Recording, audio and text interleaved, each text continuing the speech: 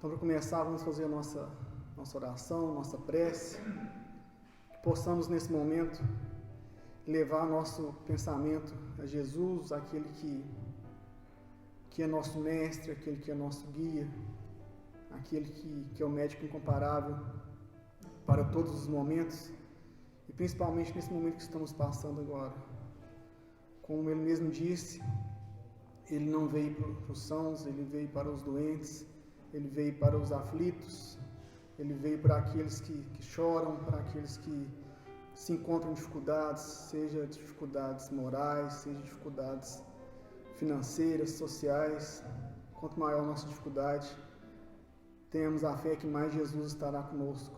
Então vamos nesse momento relembrar seus ensinamentos, relembrar seus passos, seus exemplos, que possamos em nossas vidas, a cada dia, a cada momento, antes de tomar qualquer decisão, antes de tomar qualquer posicionamento, possamos relembrar Jesus, mesmo sabendo da distância infinita que ainda existe entre nós e Ele. Possamos pensar o que Ele faria, se Ele julgaria, se Ele lamentaria, se Ele reclamaria. Lógico que a gente sabe que esses atributos não são deles. Então que nós possamos pensar bem antes de falar, pensar bem antes de tomar qualquer decisão, no calor do momento. Que possamos, antes de tomar essas decisões, possamos pensar, refletir. Se o momento não for certo, que possamos ir para nossos lares, dormir, descansar, para que no outro dia possamos tomar essas decisões mais acertadas. Que possamos também pedir por aqueles que estão nos hospitais, que estão passando por momentos difíceis, com Covid, com dificuldades respiratórias, para aqueles também que estão lá por outras doenças. Que Jesus, que o Dr. Bezerra de Menezes possa nesse momento visitar os leitos de todos que estão lá, possa deixar lá um pouco de luz, um pouco de alegria e principalmente muita saúde. Que possamos pedir para nós, por nós, possamos pedir pelos nossos lares, pela nossa cidade, por Bambuí, pelo estado de Minas Gerais, pelo Brasil, pelo mundo, pelos governantes que estão à frente do nosso país, que eles possam ser bem intuídos, que eles possam ser direcionados no caminho do bem, que todas as suas decisões possam ser pautadas no coletivo e não no individual. Muito obrigado, Senhor, obrigado pelos companheiros que aqui estão, pelos amigos, obrigado pelos trabalhadores que há mais de quase 60 anos fundaram essa casa aqui, deixaram aqui suas lutas, seus ensinamentos, para que hoje possamos estar aqui estudando e falando sobre o Espiritismo. Muito obrigado, Senhor, que assim seja.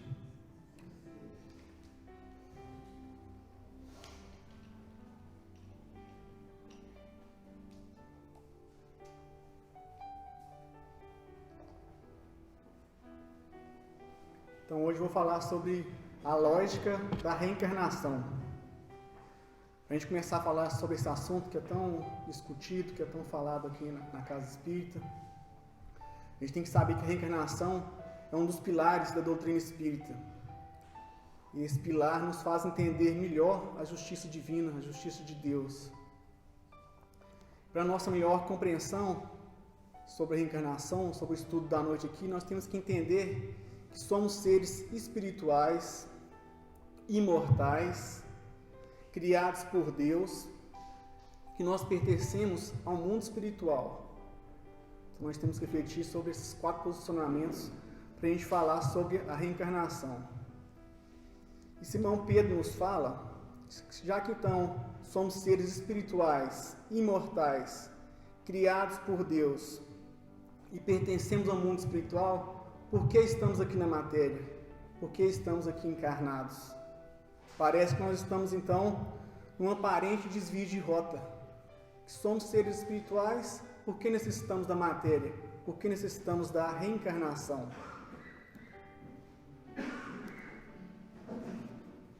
Por que, então, encarnar? Por que o mundo espiritual, então, por que o mundo material, já que somos seres espirituais?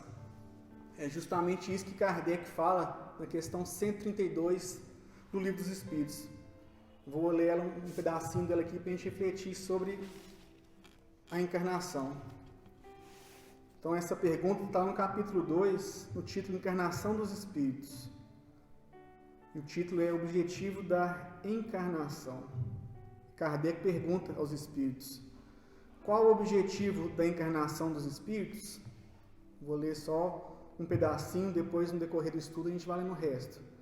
Mas no primeiro momento agora esse pedacinho aqui que vai trilhar o nosso estudo da noite.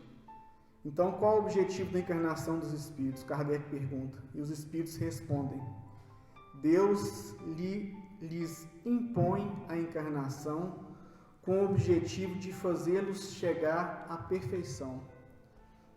Então, Simão Pedro fala aqui que a gente tem que analisar bem um verbo que está aqui nessa frase, que é um verbo bem coercitivo, que fala que Deus lhes impõe a encarnação.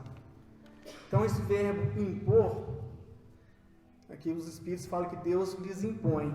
Não é que Deus nos pede, que Deus nos sugere que encarne, que Deus nos solicite que a gente encarne. Não, ele fala que Deus nos impõe a encarnação. Não é que Deus está falando assim, vai lá, se você tiver vontade, encarna. Vai lá que eu estou te sugerindo a encarnação. Se for bom para você, você vai. Não, aqui na resposta fala que Deus nos impõe. É um verbo coercitivo. Então, quando a gente pensa nesse verbo positivo de imposição, a gente pensa logo no livre-arbítrio. O nosso direito de escolha, o nosso direito de manifestar nossas vontades. Onde estariam, então, já que é uma imposição, nesse primeiro momento aqui? Temos que entender que o nosso livre-arbítrio, ele se desenvolve e amplia na medida que a gente vai evoluindo, na medida que a gente vai crescendo espiritualmente, na medida que a gente vai se tornando seres melhores, o nosso livre-arbítrio vai ampliando. Quando a gente está bem arraigado, bem no mundo material ainda, bem, como diz, no começo da nossa evolução, nosso livre-arbítrio é pequenininho, nosso livre-arbítrio ainda é tolhido em certos momentos. E quando a gente vai crescendo espiritualmente, quando a gente vai evoluindo, com isso nosso livre-arbítrio vai ampliando, ele vai crescendo à medida que nós vamos crescendo. Na questão 133 do livro Consolador, Emmanuel nos fala sobre essa questão, que existe o determinismo e existe o livre-arbítrio coexistindo no mesmo, digamos assim, na mesma esfera. E o que seria o determinismo? Seria essa coerção que eu falei lá atrás aqui. O determinismo, ele se aplica nas camadas mais baixas da evolução. Nos primeiros momentos que a gente encarna, nas primeiras vezes, nosso livre-arbítrio, como eu falei, ainda é pequeno, porque somos seres ainda apegados a várias coisas, seres ainda está começando a evolução, então nosso livre-arbítrio ainda é pequenininho. Deus ainda nos impõe essa encarnação nesse momento. Como eu vou falar um pouquinho aqui, um exemplo, para ficar mais claro para a gente entender o que seria essa coerção, o que seria essa imposição. Então, como eu falei, também o nosso livre-arbítrio é uma questão relativa. Relativa a quê? Relativa à condição nossa de espiritual, relativa à nossa condição de espírito. A partir do momento que nós crescemos, que nós evoluímos, nosso livre-arbítrio se amplia, ele cresce juntamente com a gente. Quando a gente está bem pequenininho ainda, nosso livre-arbítrio é reduzido, é pequeno a nossa condição de inferior. Simão Pedro nos dá um exemplo para falar sobre essa coerção, sobre essa imposição de Deus. Ele nos dá um exemplo de uma criança de 4 anos. Vamos supor que essa criança nós somos os cuidadores dessa criança, nós somos os pais, ou as mães, ou a avó, ou uma pessoa que é responsável por essa criança. E a gente leva essa criança no médico. Chegando no médico, o médico fala, a criança está com doença, com isso, com aquilo, e ela precisa de tomar injeção para melhorar. E uma criança de 4, 5 anos sabe muito bem o que é uma injeção, mas ele sabe, o que ele sabe da injeção? Ele sabe que a injeção dói. Ele sabe só isso. A gente tenta falar que é o zegotinho, que é isso, que é aquilo, mas não. A criança de 4 anos, ele sabe que a injeção, a única coisa que ela faz é doer. E nós, como pais, como curadores, como pessoas que estão cuidando dessa criança, seja, como eu falei, como pai, como vô, vó, mãe, a gente quer o bem dessa criança. E o que acontece? A gente leva essa criança para vacinar. Chegando lá, a gente fala para a criança, ó, você tem que tomar injeção, porque é bom para isso, é bom para aquilo. O que a criança fala? Não tomo de jeito nenhum, não quero de jeito nenhum tomar essa injeção. E o pai ou a mãe vai com muito jeito, e o menino, o que acontece? Esperneia de tudo quanto é jeito. A gente foi em posto de vacinação, a gente vai ver o menino gritando que não quer, que não toma, e o pai vai com jeito, toma, que faz bem para você, faz bem para a sua saúde, só que a criança ainda não entende isso. E vira e mexe ali, como diz, dá um jeito de tapear a criança pisca, toma a injeção. Sem ela ver, ela tomou a injeção, só fala, ai, tomei, sem, como diz, sem ver, ela tomou. E por que o pai e a mãe impuseram, naquele momento, a injeção, impuseram a vacina? Porque o pai e a mãe sabiam que era importante. Sabia que se a criança não tomasse aquela injeção, talvez futuramente podia vir alguma doença, alguma sequela, e era muito importante tomar essa vacina. Por que a criança não queria tomar essa vacina? Porque o olhar da criança é muito limitado. O que a criança via naquele momento? Somente a dor. Não, mas a injeção dói, ela só via a dor. Então a criança, naquele momento ali, não enxergava a melhora, não enxergava o benefício, não enxergava a ciência que existia naquela vacina. Ela só enxergava a dor. Então o olhar dela era limitado. E o pai e a mãe tiveram que impor. Falaram, você tem que tomar, querendo ou não, você vai tomar essa injeção porque é para o seu bem. Futuramente, a criança vai ver que aquilo foi bem mesmo, fez bem para ela, que ela cresceu uma criança saudável, sem certas doenças, por causa daquela vacina. E isso acontece muito parecido no mundo espiritual. Vamos dar um exemplo. A gente está no mundo espiritual, andando lá tranquilo, com nossos amigos espirituais, com aquelas pessoas que a gente afina no mundo espiritual, lá tranquilo, pensando só naquele momento, naquele prazer, naquele bem-estar lá. Se assim... Não, nem tanto tranquilo assim, como você falou, não estamos tranquilos, mas a gente está no mundo espiritual afinados com a nossa condição, não tranquilos, como o Vicente falou.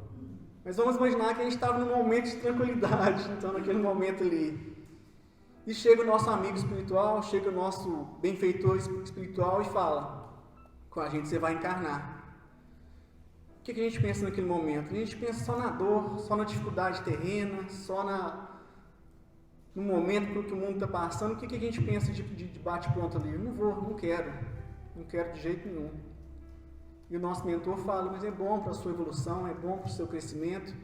Mas a gente com aquela visão limitada, igualzinho da criança, a gente muitas das vezes a gente só vê a dor.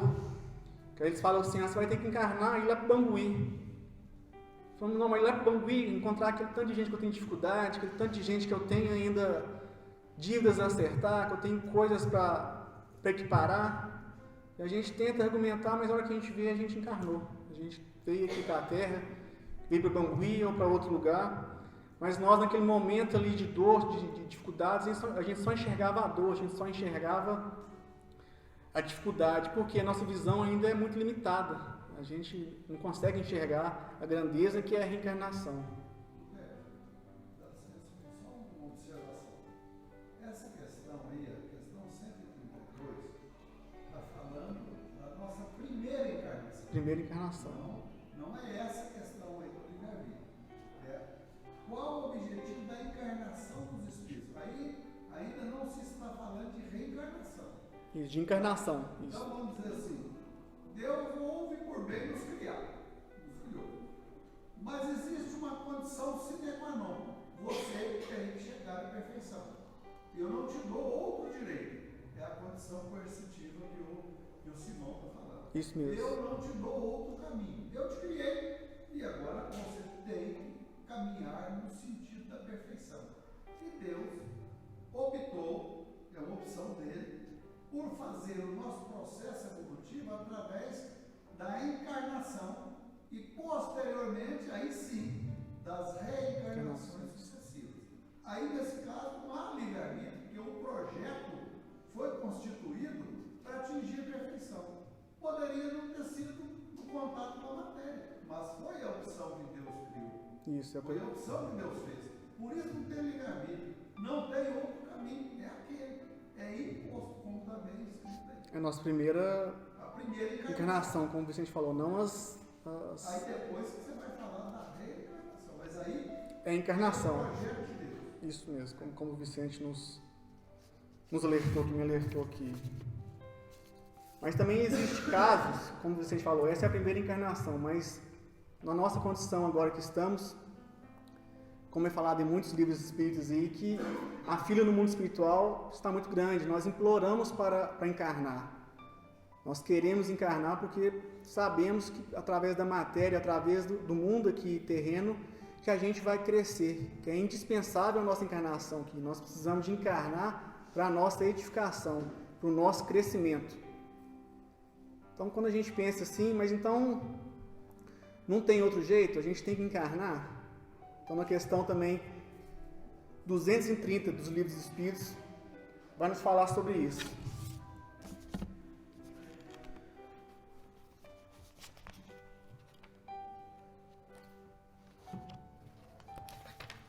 Na questão 230, Kardec pergunta aos espíritos: o espírito progride no estado errante?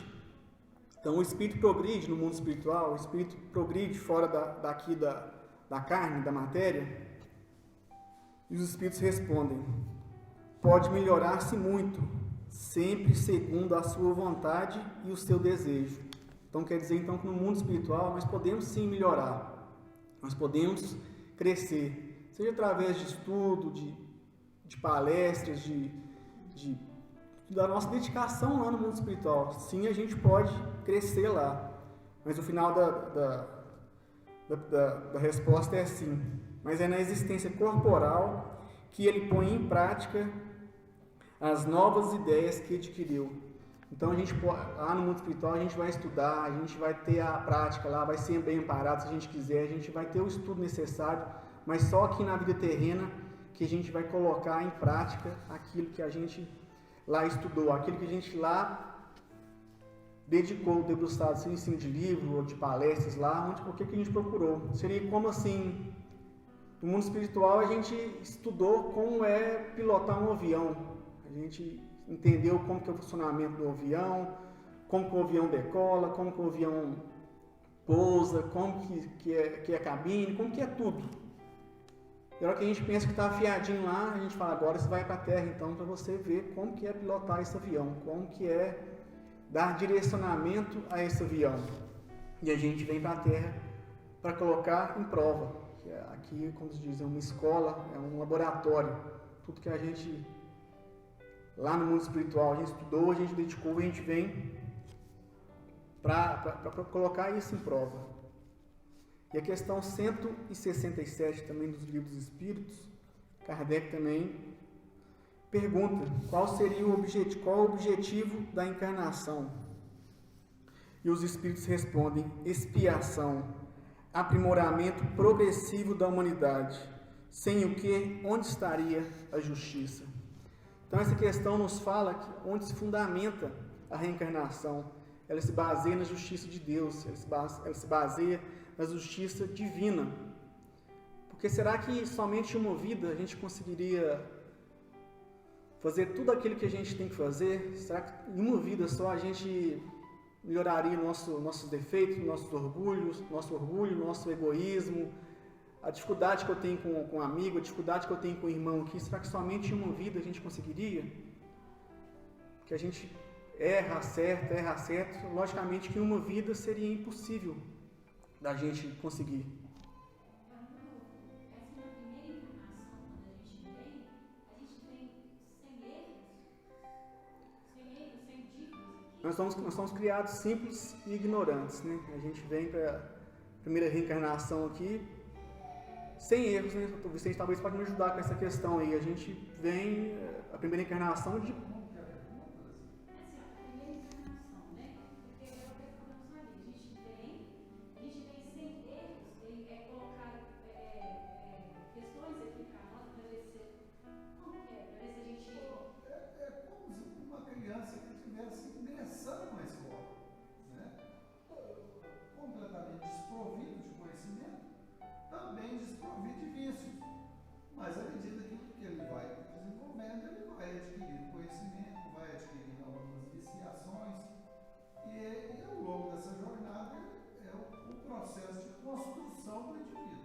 Por isso que ao final de uma encarnação, vamos dizer da primeira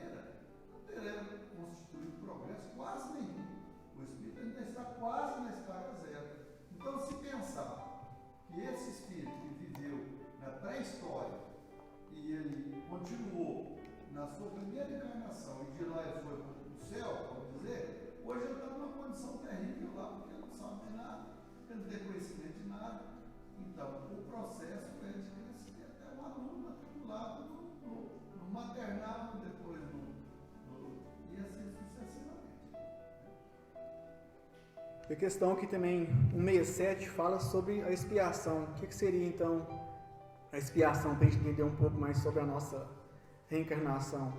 Um exemplo também que Haroldo nos dá é quando a gente sai do nosso caminho natural, quando a gente sai do nosso caminho que devemos trilhar, nós respondemos por aqueles erros, por aquelas quedas. O exemplo que ele dá é como se a gente fosse uma ovelha trilhando um caminho, a gente sai uma vez, a gente é colocado novamente naquele caminho, a gente sai a segunda vez, a gente novamente é colocado. E a terceira vez que a gente sai, um exemplo, vai um cachorro e morde na gente. Então aquele cachorro seria a expiação, seria algo imposto para a gente crescer, para a gente melhorar. Mas muitas das vezes a gente vê a expiação como uma coisa ruim, como uma coisa difícil. Não deixa de ser difícil, mas a gente vê mais pelo lado, só um lado negativo, só a coisa ruim. A gente tem que ver que a expiação é uma alavanca para o nosso crescimento. Aquela dor que muitas vezes nos chega, que é uma expiação, que é uma dificuldade, a gente lamenta, a gente murmura, e muitas das vezes, sempre está ali o nosso crescimento, está ali o nosso aprendizado, que é imposto por causa dos nossos erros. Né? Então, essa expiação tem o objetivo de reeducar o nosso espírito, de realinhar a nossa caminhada aqui na jornada evolutiva, porque a gente tende muito a sair dessa retidão, dessa linha reta. Então, toda vez que a gente sai, toda vez que a gente cai, levanta, cai de novo, é nos apresentado essa expiação, essa dificuldade que nos alavanca. Inclusive, se você agora ler o restante da resposta, da 132, vai esclarecer justamente isso que você está falando aí. Isso mesmo, assento. Isso, como o Vicente falou, agora o restante, que qual é o objetivo da reencarnação dos espíritos, ao final dela fala que para alguns é uma expiação, para outros é uma missão. Todavia, para alcançar essa perfeição, devem suportar todas as vicissitudes da existência corporal. Nisto que está a expiação. A encarnação tem também outro objetivo, que é o de colocar o espírito em condições de cumprir sua parte na obra da criação. Para realizá-la é que em cada mundo ele toma um aparelho em harmonia com a matéria essencial desse mundo, cumprindo aí, daquele ponto de vista, as ordens de Deus, de tal sorte que, ocorrendo para a obra geral, ele próprio se adianta. Então, o que seria, então, eu falei da expiação, o que seria a prova? A prova a gente pode ver como testes aqui diários, obstáculos aqui na nossa vida. Muitas das vezes a gente fala assim, eu já sou uma pessoa que não tem orgulho, que não tem vaidade. Aí a todo momento nos é apresentado situações para lidar com o nosso orgulho, para lidar com a nossa paciência. A gente fala muito também assim, eu sou paciente até que não piso no meu calo. Então quer dizer que ainda que a gente não é paciente ainda. Então as provas seriam essas dificuldades do dia a dia, essas dificuldades em casa, dificuldades no trabalho, para testar, para a gente, como diz, poder ser pessoas melhores no dia a dia, nas questões da vida, nas questões do trabalho. Só através dessas provas a gente pode adiantar, a gente pode crescer. Quando a gente está na condição também de escolher as nossas provas, quando a gente está no mundo espiritual, quando a gente já tem uma maturidade evolucional, quando a gente já tem uma maturidade de espírito, a gente pode escolher essas provas. A gente pode escolher, eu quero ter essa dificuldade, eu quero nascer nessa família, eu quero enfrentar esse obstáculo na minha vida. Por que a gente escolhe isso no mundo espiritual? Quando a gente tem esse progresso, para a gente testar ainda aquela dificuldade que a gente tem, para a gente ver se a gente está pronto mesmo. Então, quando a gente está pronto, a gente passa por essas dificuldades, a gente cresce. Isso não derruba a gente mais. Quando a gente cai ainda com essas dificuldades, é porque a gente tem que tomar atenção com isso, a gente tem que lutar mais ainda com essas provas do dia a dia. Lucas também no seu evangelho, ele fala sobre ainda da justiça divina, que é lá no capítulo 11, versículos de 11 a 13. E ele nos fala que qual dentre vós é o pai que, se o filho lhe pedir pão, lhe dará uma pedra, ou se pedir um peixe, lhe dará uma serpente. Ora, se vós que sois maus sabeis dar boas dádivas aos vossos filhos, quanto mais ao Pai Celestial. Então isso aqui é sobre a oportunidade que Lucas fala que nós que somos pais aqui na terra, nós que somos tutores, curadores. Quando o filho nosso erra, como falou aqui, será que um filho nosso vai errar e a gente vai dar pedra para ele? Um filho nosso vai errar e a gente vai dar serpente? Se ele pede pão, a gente vai dar pedra? Não, quando o filho erra com a gente aqui, a gente está sempre de braços abertos, na maioria das vezes. Se um filho nosso errar, a gente vai lá, errou uma vez, a gente explica, 2 vezes a gente explica. O pai amoroso mesmo, ele sempre está de portas abertas. E aqui ele fala, se a gente que é raso de sentimento, se a gente que tem pouco sentimento, a gente está de portas abertas, imagina Deus. Então, por isso que Deus nos dá a oportunidade sempre da reencarnação. Mesmo a gente errando, mesmo a gente caindo, a gente tropeçando, a gente erra numa reencarnação, erra em outra, e Deus sempre está de portas abertas para a gente tentar de novo, para a gente aprimorar de novo, para a gente reconciliar de novo. Se não fosse isso, que pai que é esse, né? Que Deus que é esse que fecha as portas para a gente? E Ele não fecha, Ele sempre está de portas abertas. Mesmo a gente vendo aí tantos casos de atrocidades, a gente fala, não, mas fulano fez isso, fez aquilo, a gente pensa que é uma coisa horrorosa, que não vai ter perdão nunca. Não na nossa visão limitada, que diante de Deus, Deus não se magoa com aquilo, Deus não tem esses sentimentos terrenos que a gente tem. Deus sempre está de portas abertas, Deus sempre está amparando aquele filho que cai. Imagina então que a reencarnação é uma dádiva, é a porta aberta de Deus. Eu queria falar um pouquinho também sobre uma frase que a gente sempre fala aqui no meio espírita, a gente sempre comenta ela, que é aquela frase que está no túmulo de Allan Kardec. Foi uma homenagem que é feita lá, que está escrita no túmulo dele, na pedra do túmulo, do codificador, que é a frase, nascer, morrer, renascer ainda, progredir, sempre tal é a lei. Então essa frase é muito discutida aqui, essa frase é muito falada no meio espírita. Existe também uma polêmica, muita gente fala que essa frase é de Kardec, outros espíritos falam que essa frase já era anterior a ele, mas isso é só a base de ilustração, como diz. Sendo ele que falou ou não, para nós não, o que vale é a significação e a grandeza dessa frase, que é nascer, morrer, renascer ainda, progredir sempre, tal é a lei. A gente entender um pouco dessa frase, aqui em poucos minutos que restam, a gente tem que analisar como se fosse, como a gente falou, nossa primeira encarnação, os primatas ainda, como nossos seres antepassados viviam, como que era a vida centenas e milhares de anos atrás, como que o ser humano ainda bem primata, bem arraigado ainda no mal, como que ele vivia, como que era a vida do homem. A gente sabe que a vida desse homem era basicamente caçar, sobreviver, procurar o seu sustento, sua alimentação, procurar um lugar seguro. Quando aquele lugar não estava mais seguro, ele saía. Quando acabava o alimento ali, ele saía. E esse ser humano ele foi crescendo a partir como diz, indo e voltando, reencarnando e voltando. Ele começou a observar os astros, começou a observar a natureza. Ele começou a observar através disso que o mundo tem ciclos naturais. Ele começou a observar que existe o frio, o calor, a época de chuva, a época de plantar, de colher. Ele começou a observar que os astros mudavam, alguns mudavam de lugar, outros não. E com isso o ciclo da vida começou a mudar. O ser humano começou a entender um pouquinho mais como que é a vida, como que tudo existe um ciclo natural. A partir do momento que ele viu que a planta nasce, morre, renasce, ele começou a trazer para dentro de si um posicionamento diferente. Ele ainda era aquele homem ainda primitivo, mas já com significado na sua consciência. Ele começou a observar que os ciclos da natureza são ciclos perfeitos, são ciclos que não falham. Agora a gente observa aqui que mesmo o nosso frio não tão rigoroso mais, um frio bem ameno para a gente aqui, mas a gente sabe que até julho, agosto, finalzinho de agosto ainda está frio.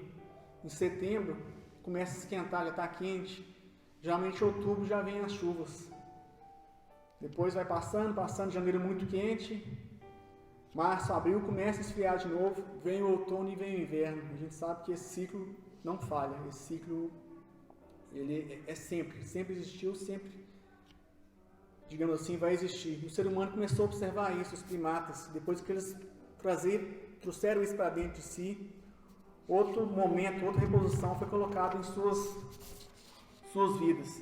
Depois disso, o ser humano viu que se ele vivesse sozinho, se ele vivesse isolado, seria muito difícil ele sobreviver, seria muito difícil dele viver isolado. Então ele começou a viver em agrupamentos, em sociedades.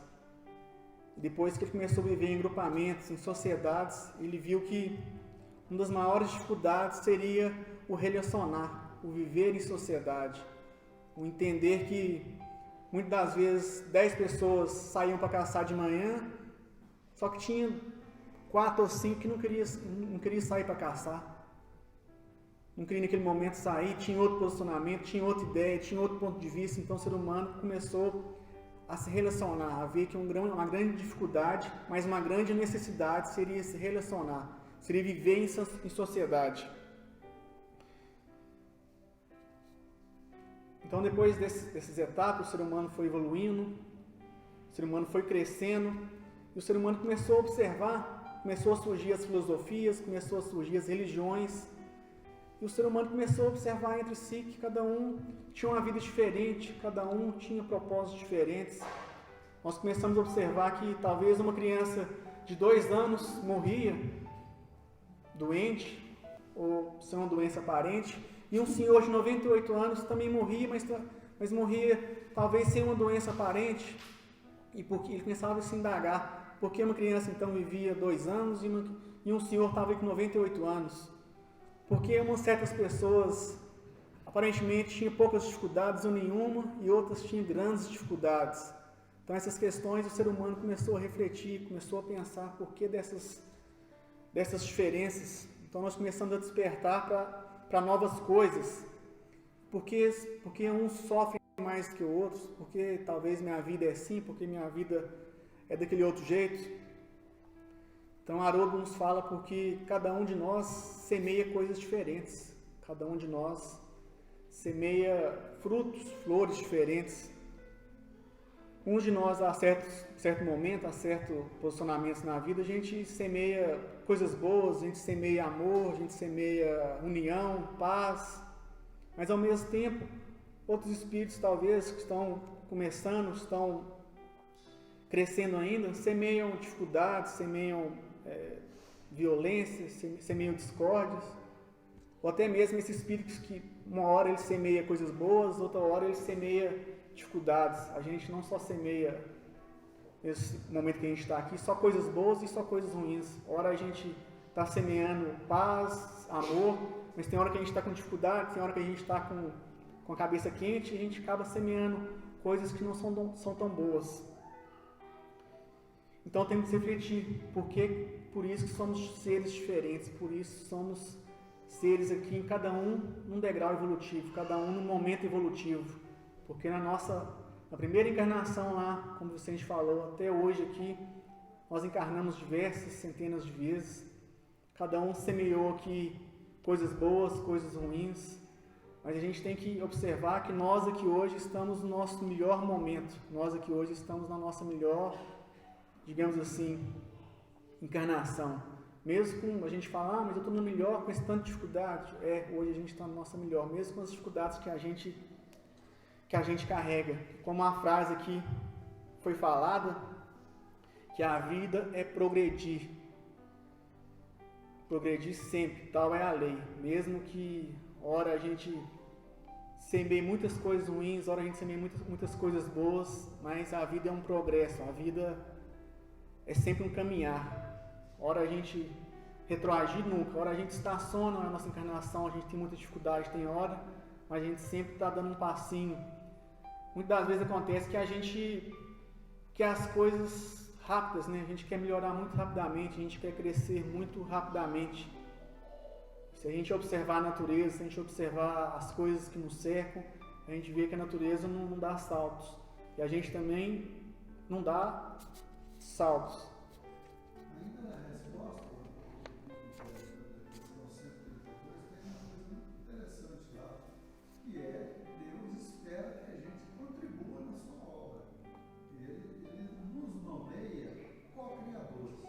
Então nós não estamos aqui simplesmente para cuidar de nós, mas nós temos um compromisso com a obra de Deus, seja na natureza, seja na condução de filhos, ou de pessoas que vêm para a nossa responsabilidade, na condição de co-criadores. Então, Deus nos honrou com a possibilidade, através da reencarnação e de uma melhor preparação, de nós também contribuirmos na sua obra.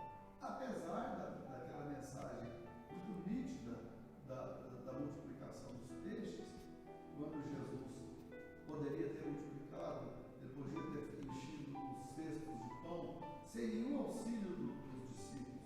Mas ele pergunta a eles o que é que eles tinham para contribuir. E eles falam de uma forma quase humilhada, né? Temos nada praticamente, apenas dois peixes e 6 pães, ou alguma coisa assim, que era nada para alimentar uma população. E Jesus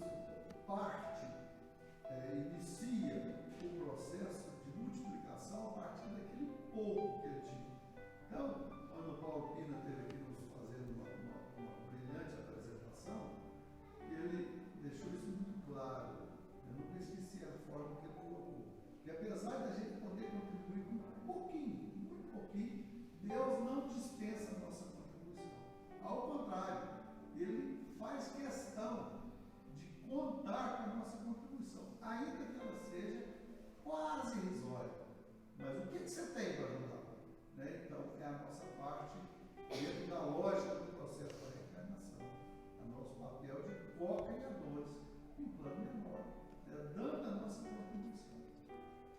Muito bem lembrado isso que o Vicente falou, que muitas das vezes a gente pensa assim, a gente gosta muito de nos comparar com grandes trabalhadores da seara espiritual, grandes espíritos de grande envergadura, seja Chico Xavier, Madre Teresa, Irmã Dulce, Zé de Menezes. A gente fala, não, mas então a minha contribuição é muito pouca, eu não vou nem, eu não consigo ainda contribuir.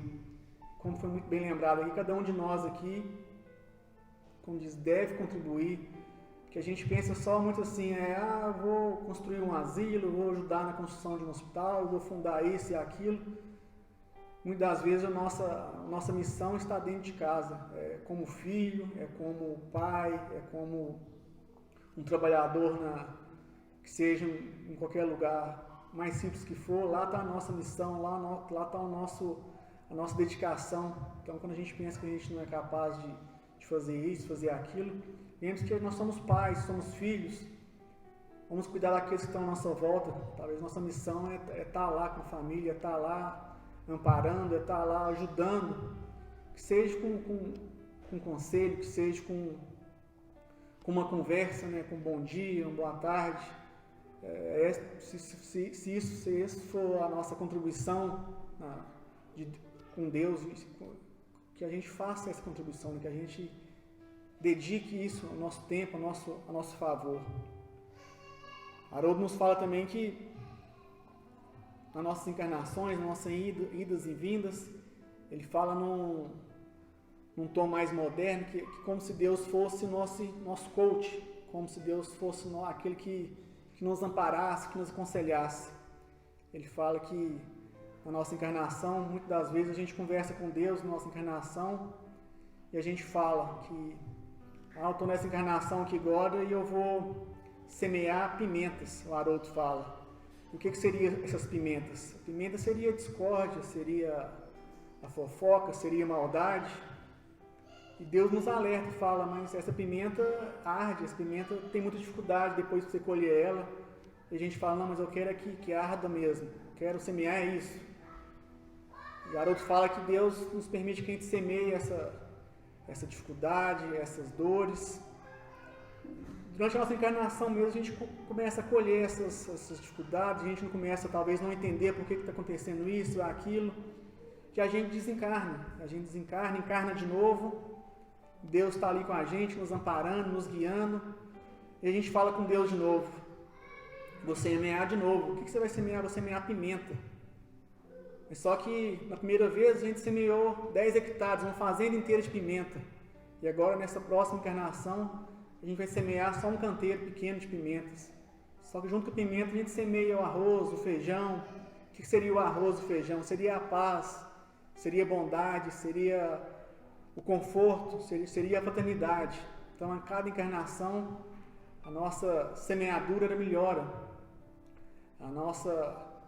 Nosso jeito de plantar flores, plantar coisas boas, plantar bons sentimentos no coração daqueles que estão à nossa volta, cada encarnação a gente vai melhorando e a nossa colheita vai ficando mais suave.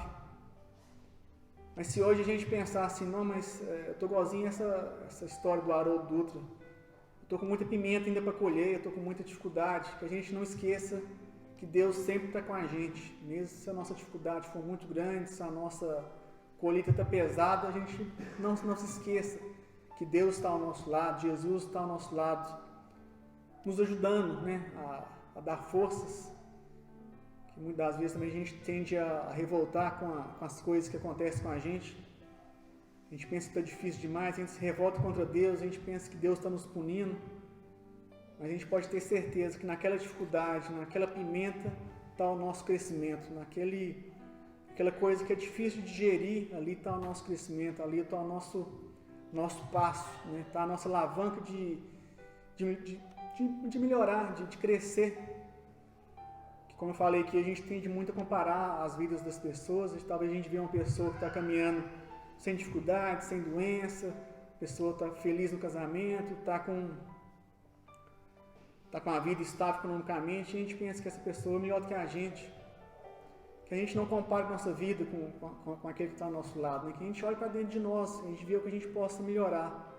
Que a gente compare assim, talvez a vida da pessoa está boa, o que ela faz para estar boa? Ela é uma pessoa amorosa, ela é um filho amoroso, ela é um pai dedicado.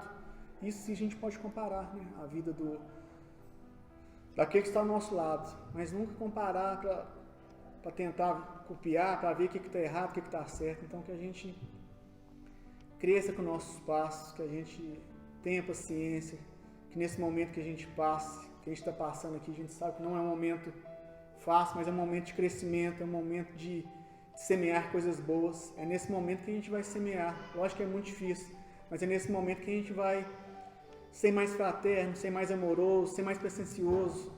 É nesses momentos que a gente pode provar aquilo que a gente está aqui mesmo. É nesses momentos que a gente pode ser um irmão mais fraterno, um irmão mais dedicado.